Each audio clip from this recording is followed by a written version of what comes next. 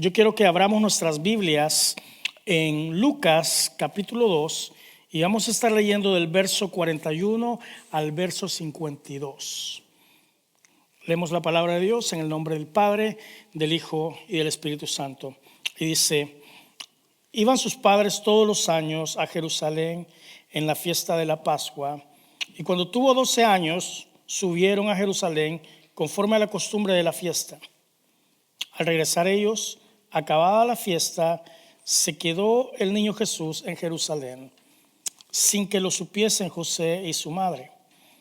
Y pensando que estaba entre la compañía, anduvieron camino de un día y le buscaron entre los parientes y los conocidos. Pero como no le hallaron, volvieron a Jerusalén buscándole.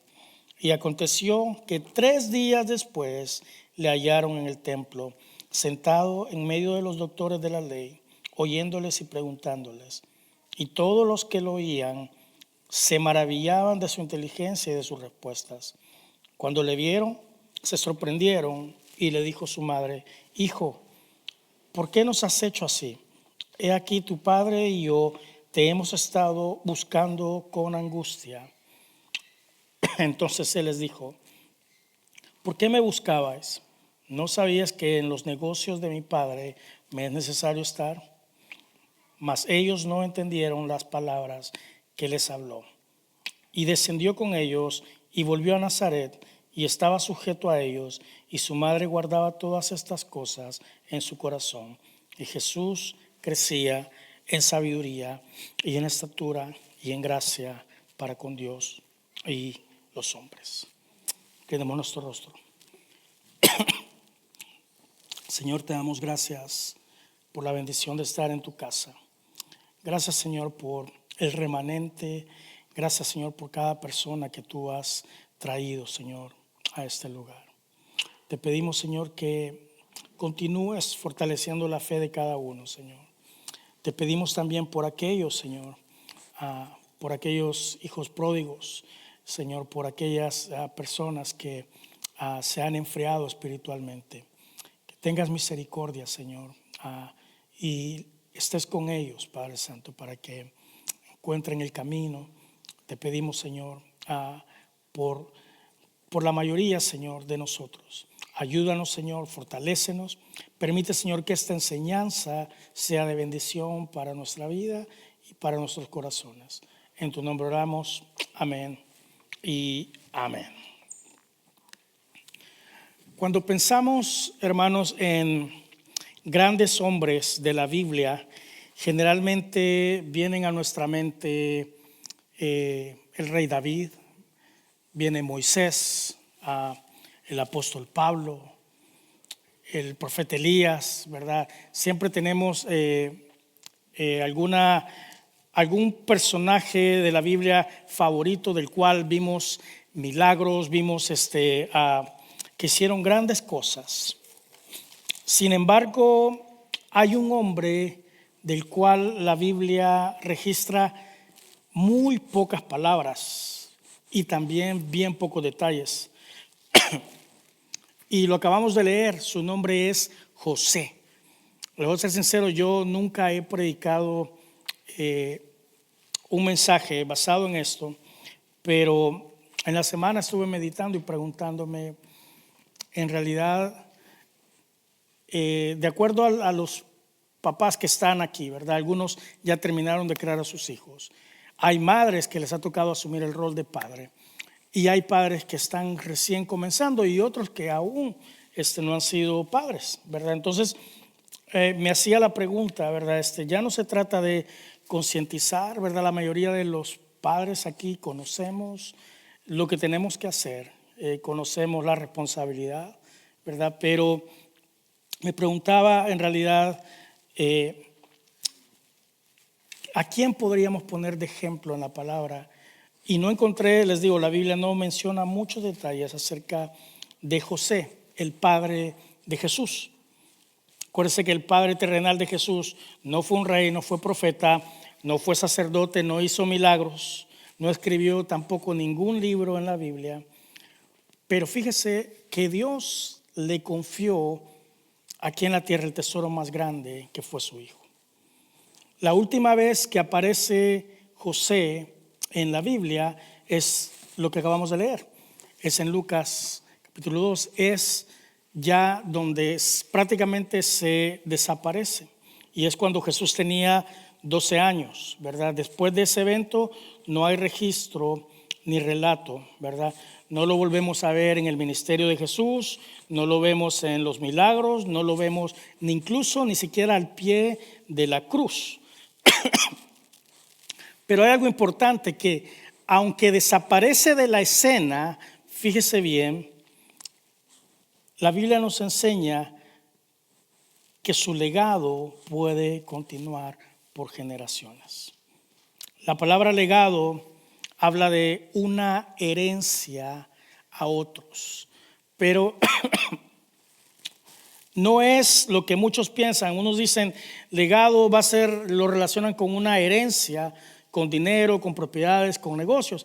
Y muchos están más enfocados hoy en tratar de dejar algo para sus hijos, que está bien, ¿verdad? Pero hoy quiero que hablemos de ese legado espiritual, ¿verdad? El tema de hoy lo he titulado, me pone el gráfico del tema, ¿qué dejarás cuando ya no estés? Ustedes papás y también los que pues no son papás, y las mamás creo que también caben en esta enseñanza. Rara vez pensamos qué vamos a dejar cuando ya no estemos. ¿Qué vamos a dejar en realidad? Ninguno de nosotros pensamos, ¿verdad? Decimos, bueno, yo mañana sigue mi día y hacemos planes, ¿verdad? Sin embargo, yo me pongo a pensar, ¿qué pasará en esa silla del comedor cuando yo ya no esté? ¿Qué va a pasar cuando ya mis pasos ya no se oigan en la casa? ¿Qué voy a dejar en realidad a mis hijos, a la familia, a la congregación? Hoy quiero hablarle sobre 3 cosas rápidamente. 3 cosas que puedo ver en la Escritura José pudo dejar en la vida de Jesús. Y número 1 es que José dejó a Jesús el ejemplo de ¿qué? José dejó el ejemplo a Jesús ¿de qué? De buscar a Dios. Fíjese lo que dice Lucas 2:41. Dice, gracias hermano. Lucas 2:41 dice, iban sus padres todos los años, ¿a dónde? A Jerusalén en la fiesta de la Pascua. Hace unos meses predicamos acerca del significado de la Pascua. ¿Algunos se recuerda qué era lo que celebraban en la Pascua? A ver, voluntarios. Correcto. Y nos den un fuerte aplauso, hermano Javier. Se ve que sí estuvo en clase, muchas gracias. La Pascua era eso, la salida del pueblo, ¿verdad?, de Egipto, la protección, ¿verdad?, de el espíritu de cuando pasó el espíritu de muerte, ¿verdad?, que ellos ponían la sangre alrededor de las puertas. Eso era un mandato divino que se tenía que celebrar todos los años, es decir, recordar la fidelidad, la protección que Dios había dado a su pueblo. Entonces, José y María llevaban a Jesús todos los años, es decir, hermano Juan, así como usted hace desde pequeñitos, ¿verdad? Hay que alistarlos y ponerlos en el cárcel y todo. Imagínense la preparación que tenían que hacer. No era por tradición, sino que iban a celebrar la fidelidad de Dios. Un padre debe de aprender a formar el corazón, no solo proveer para la casa. Deuteronomio 6, del 6 al 7. Fíjense el mandato que le da. Dice, y estas palabras que yo te mando hoy estarán sobre tu corazón. Es decir, primero tienen que estar en nosotros. Y dice, y las repetirás a tus hijos y las hablarás de ella estando en tu casa y andando por el camino y al acostarte y cuando te levantes. Todo el tiempo es una oportunidad para hablar de la palabra de Dios a nuestros hijos. Yo a veces con la hermana Luisa, ¿verdad? Le digo, no cuestiono, pero me pregunto, ¿valdrá la pena todo el trabajo que se hace, recursos y todas esas manualidades, cuando yo me las encuentro tiradas de repente ahí en el patio, o de repente las veo dobladas así, o en la basura acá, como quien dice, ya aprendieron, pero digo, ¿y la responsabilidad de los padres? ¿Dónde sigue? Es como la educación. Pensamos que los responsables de educar a nuestros hijos están en la escuela, y no, la educación está en casa. Ahí es donde se enseñan los principios, ahí es donde se enseñan los valores. En la escuela lo que se hace es aprender la rutina de levantarse temprano, de seguir instrucciones, ¿verdad? Y de crear el hábito de estudiar. Pero el maestro de la escuela no es el padre ni es la mamá tampoco. La responsabilidad es nuestra. Y a veces como papás pensamos que el gobierno, que la escuela tiene la obligación de educar a nuestros hijos. Lo que este versículo me habla es de constancia. Dice, y repetirás, es decir, constantemente en el camino, al acostarte y cuando te levantes, es constancia. Hermanos, en aquellos días el viaje a Jerusalén era bastante largo. No solo era largo, era incómodo y era también costoso. Era aproximadamente, calculando, entre 65 y 80 millas. Tengo un gráfico ahí desde Nazaret hasta Jerusalén. Eran aproximadamente 65 a 80 millas. Caminando rápido, aproximadamente 3 a 5 días de viaje. Fíjese, desde Jerusalén pasaban por Judá, Samaria, Galilea, ¿verdad? Desde ahí venían hasta llegar a Jerusalén. Era una buena inversión. Y usted se queja por 35 minutos en carro, con aire acondicionado. Pasa por el McDonald's todavía.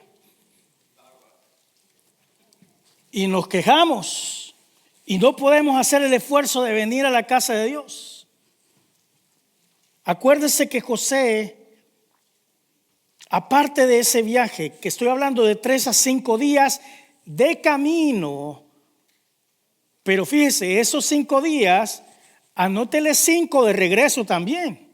Estamos hablando solo de ida, eran 5 días. De regreso otros 5 días, y los 4 días que se estaban en lo que es la celebración de la Pascua. ¿Y usted cree que José era adinerado? Dice la Biblia que José tenía un buen trabajo. No. ¿Cuál era el oficio de José? Era un carpintero. Es decir, haciendo cálculos, por ahí más o menos, investigando un poco, hagamos de caso que a José le iba muy bien económicamente para hacer el sustento. Y esto es especulación, no es doctrina ni es bíblico el dato que le voy a dar ahorita, sino que es un aproximado. Decir si él era el sustento de la familia, hagamos de caso como que estaba ganando aproximadamente $250 diarios por los trabajos. Ahí está la inversión de la madera y todo lo que tenía que comprar. Los que trabajan saben que pues no se gana en esos trabajos por hora, sino que hay inversión, ¿verdad? A veces cuando uno es dueño del negocio. Hay un dinero que no se ve, ¿verdad? Pero haga de caso que 250, aproximadamente 8 o 12 días sin ingresos, es decir, este hombre perdía alrededor de $2,500 por ese viaje.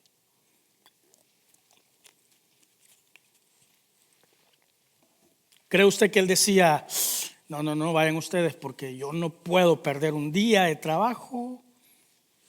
Olvídese, ¿cómo voy a perder un día de trabajo?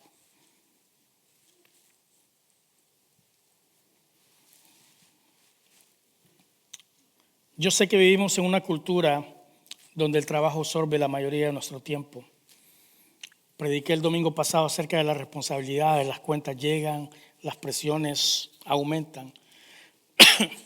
Pero fíjese algo importante, nuestros hijos necesitan ver que Dios sigue siendo nuestra prioridad. Eso es lo importante. Nuestros hijos necesitan entender. Usted sabe que usted le puede decir a un niño muchas cosas, pero lo que a ellos no se les olvida es lo que ven. Y cuando de repente ellos ven que yo soy constante venir a la casa de Dios, porque hermano es bien limitado el tiempo cuando están pequeños, pero usted hace el esfuerzo de traerlos, aunque falte a veces dinero, aunque no haya dinero, muchas veces uno hace el esfuerzo y uno se las va a ingeniar, así como José, ¿verdad? Hermano, yo le he comentado que una vez yo sirviendo aquí, cuando estaba en la iglesia, era nada más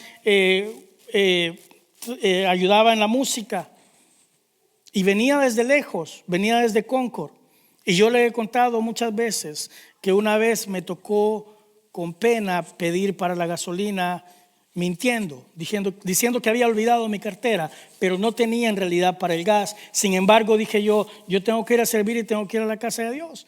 Y decía yo, Dios me va a honrar de una u otra forma. Y hice como dijo el pastor, ¿verdad? Tú le das un centavo y él te va a dar dos. Dije yo, pues yo por fe voy a ir y Dios me va a bendecir. ¿Y sabe qué pasó? No pasó nada.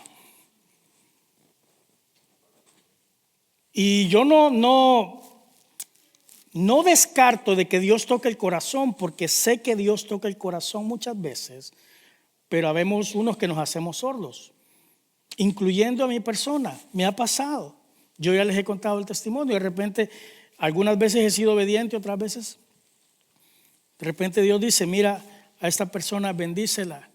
Y le soy sincero, hasta sientes la cantidad o lo que tienes que dar en realidad.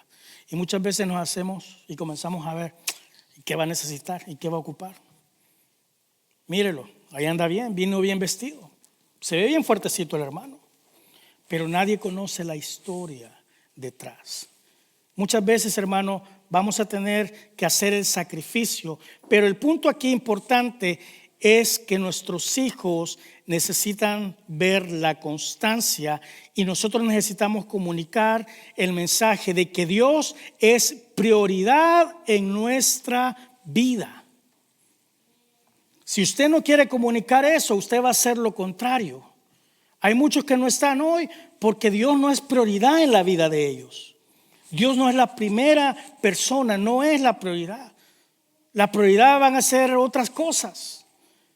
Yo muchas veces digo, bueno, ¿y por qué domingo te llaman para trabajar? ¿Por qué domingo haces la cita? ¿Por qué domingo a la 1 viene el familiar? ¿Por qué domingo decides ir a pasear, verdad? Y cuando sabes que tienes una prioridad.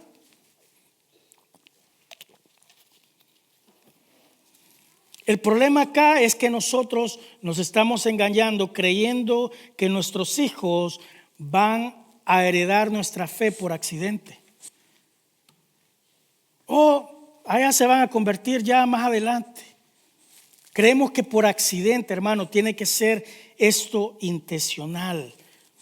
Nuestros hijos van a ver nuestras decisiones, van a ver nuestras prioridades, van a ver nuestra búsqueda de parte de Dios. Un padre no solo debe llevar pan a la casa, también debe llevar a su familia a la presencia de Dios. Madres también que asumen la responsabilidad de rol de padre. Punto número 2. José le dejó a Jesús ¿qué? Ejemplo, carácter y responsabilidad. Lucas 2:51. Y descendió con ellos y volvió a Nazaret. Y dice, y estaba ¿qué? Sujeto a ellos. Y su madre guardaba todas estas cosas en su corazón. Jesús, el Hijo de Dios, estaba sujeto a sus padres. ¿Qué indica eso? Esas palabras sencillas indican que en ese hogar había un orden, había respeto, existía dirección. José no solo estaba creando un hijo, él estaba formando un hombre. Hoy muchos papás tienen miedo de corregir a sus hijos, tienen miedo de establecer límites. Muchos padres hoy quieren ser aceptados como amigos, quieren decir, oh, yo soy el mejor amigo de mi hijo. Qué bueno, pero no se te olvide que Dios no te llamó a ser amigo de tu hijo o de tu hija, te llamó a ser su padre. Es decir, su guía. Tenemos que ser guías antes que amigos. Tengo un gráfico de un hombre que plantó un árbol y puso esas cercas mientras el árbol crecía. Y le preguntaban, pero ¿por qué pones esas cercas en ese árbol que has plantado? Y dice, porque cuando crezca, si no las pongo, puede crecer torcido. Y ya usted conoce el refrán o el dicho, que árbol torcido ya no se endereza fácilmente. Y así es la vida de nuestros hijos. Tenemos un tiempo bastante corto mientras están creciendo. Y muchos ya en edad adulta, ¿verdad? Queremos hacer correcciones cuando ya es casi imposible si no es la intervención de Dios en sus vidas. Los años de formación son irreemplazables. Tenemos que aprender a invertir tiempo, a hacer de Dios nuestra prioridad. Hermano, no espere a que algo malo les pase siempre.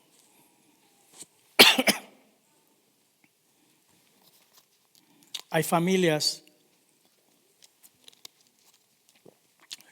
que han sido parte de la iglesia. Hemos presentado a sus hijos, se hemos visto crecer, ahora son adolescentes. Pero ahora los padres ya están bien económicamente, tienen sus trabajos y ya no siguieron instruyendo a sus hijos.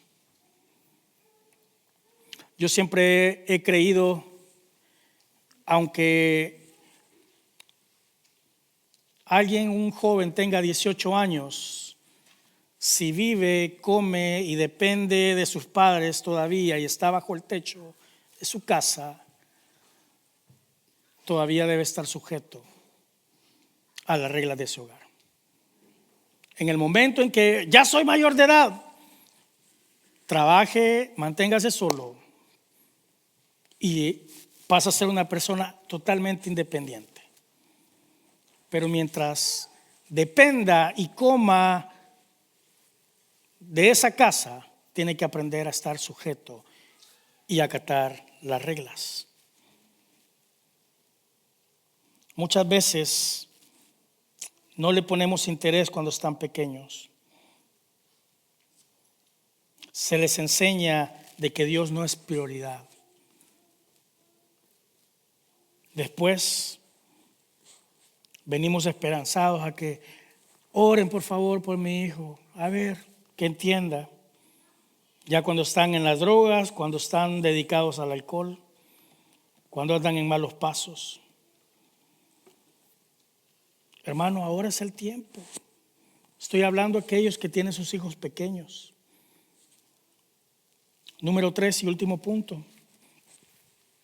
Es que José le dejó a Jesús una base que sobrevivió a su ausencia.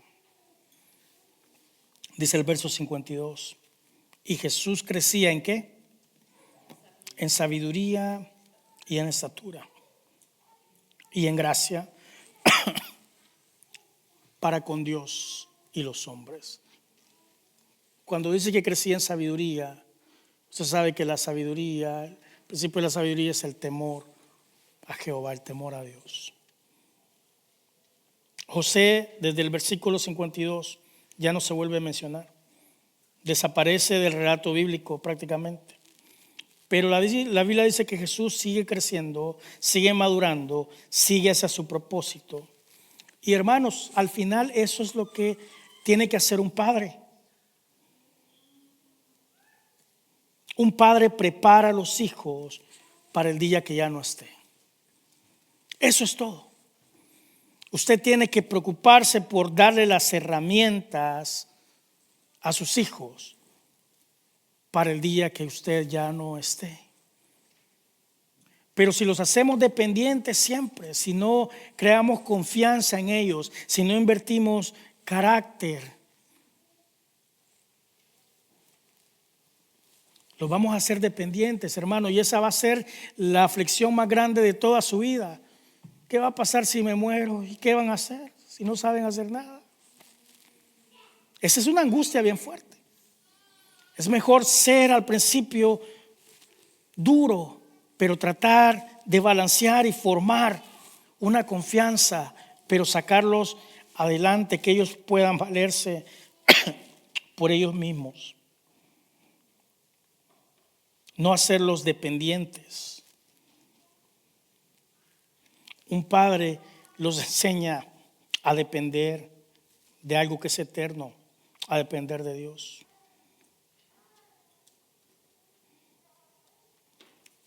Ahora hay padres que ya tienen sus hijos grandes. Hay padres aquí que ya el tiempo ya pasó. Ya son adultos, ya sus hijos toman decisiones propias, ya tienen su propia vida. Pero déjeme decirle, si usted sembró la semilla, siga orando. Si usted le enseñó el camino, siga creyendo. Para Dios no hay nada imposible. Dios sabe qué hacer. Dios sabe hacer florecer semillas aún después de muchos años. Nunca hay que subestimar el poder de la oración de un padre. Nunca se debe subestimar el poder, el ejemplo de una vida entregada a Dios. Job 1:5. Y acontecía que habiendo pasado en turno los días del convite, Job enviaba y los santificaba. Está hablando de sus hijos. Y fíjese lo que él hacía. Job se levantaba de mañana y ofrecía holocaustos conforme al número de todos ellos. Porque decía Job: quizá habrán pecado mis hijos y habrán blasfemado contra Dios en sus corazones. De esta manera hacía todos los días. Es decir, Job se recordaba de sus hijos y oraba cada mañana por ellos.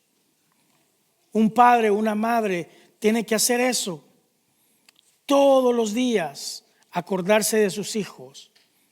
Él hacía sacrificio y decía: por si han pecado contra Dios. Usted puede decir: bueno, yo no sé la vida de mi hijo, pero Dios, te los encargo, pon gracia, ayúdales. Pero eso tiene que ser cada mañana, así como Job. Es una responsabilidad que tenemos que tener. Cuando ya no están pequeños, pues usted tiene la oportunidad de hablar con Dios, de pedir por sus hijos. Job entendía la responsabilidad espiritual. Él ya no podía obligar a sus hijos a seguir a Dios. Ya no podía, pero podía interceder por ellos.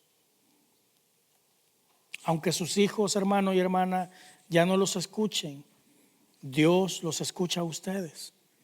Dios puede escucharlos a ustedes todavía. Hay que seguir orando, hay que seguir ayunando, hay que seguir creyendo. El hijo pródigo volvió también de regreso. Fíjese, la grandeza de José no está en lo que hizo para él mismo.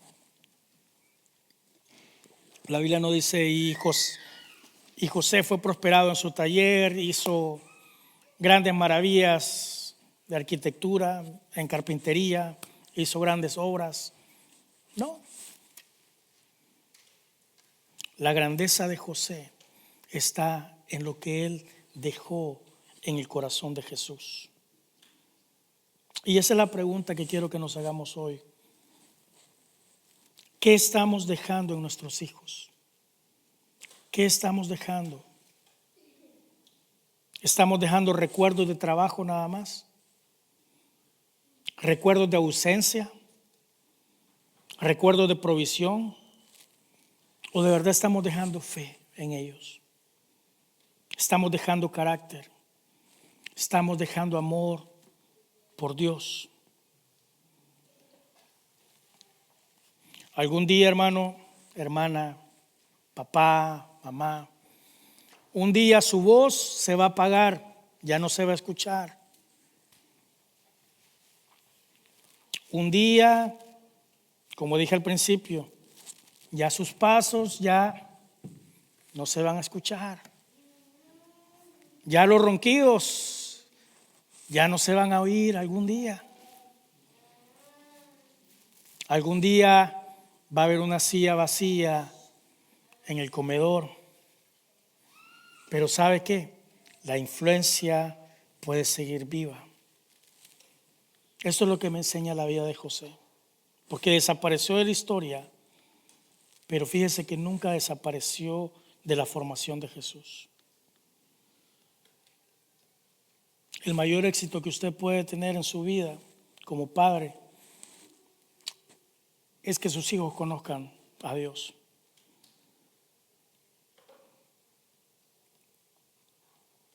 Que el día de mañana sus hijos puedan decir: mi padre no fue perfecto,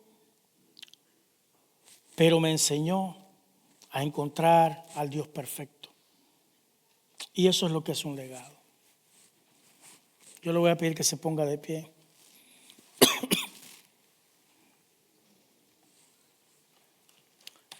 Y yo voy a pedir a los papás y a los que no son papás también, voy a pedir a los hombres que pasen aquí al frente.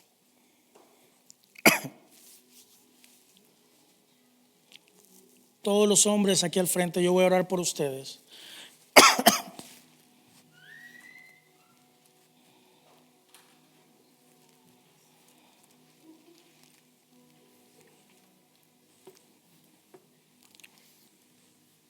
Tenemos aquí representados algunos que ya son papás, otros que ya criaron a sus hijos, algunos que no han sido papás todavía. Pero hay algo bien importante, y es que aunque algunos ya no podemos continuar creando nuestros hijos, necesitamos mantener un ejemplo para aquellas generaciones. Yo he visto en las iglesias cuántos jóvenes hay abandonados, pero hay padres espirituales que se han acercado. ¿Sabe lo bonito que es ser un padre espiritual para un joven? Usted va a decir: no, pues yo a mis hijos ya los crié.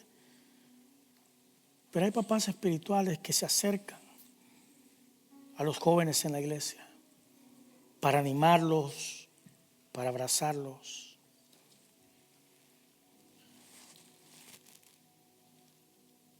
El legado es qué dejas cuando tu presencia ya no está, cuando la influencia permanece nada más. Hay una especulación en Juan 19:26, y es cuando Jesús está en la cruz y ve a María su madre y ve al discípulo amado y le dice: madre, he aquí tu hijo, hijo, he aquí tu madre. Es decir, Jesús está entregando la responsabilidad, el cuidado de su mamá al discípulo. Y le vuelvo a decir, esto no es doctrinal, pero es un comentario por el cual se cree que José no aparece. Es porque posiblemente murió. Porque un judío no iba a entregar la responsabilidad de su mamá a otra persona a menos que éste muriera. Y vemos el carácter de Jesús como hijo, que aunque él sabía que partía, él necesitaba dejar el cuidado, no abandonar a su mamá. Entonces podemos decir que José no estuvo al pie de la cruz. José no vio la resurrección, pero fíjese, ayudó a formar a ese hombre. José se perdió, no estuvo en el momento más grande de la historia. Fíjese, el momento más grande de la historia, un parteaguas. Estoy hablando del más grande de la historia porque hasta el tiempo se divide antes de Cristo y después de Cristo. Este hombre se perdió, no estuvo ahí enfrente, pero la influencia, lo que él hizo, enseñarle, su influencia sí estuvo ahí. José tal vez murió sin ver todo lo que llegaría a ser. No vio los milagros, no vio la tumba vacía. Pero fíjese, hizo todo lo que un papá tiene que hacer, y es preparar a su hijo para el propósito de Dios.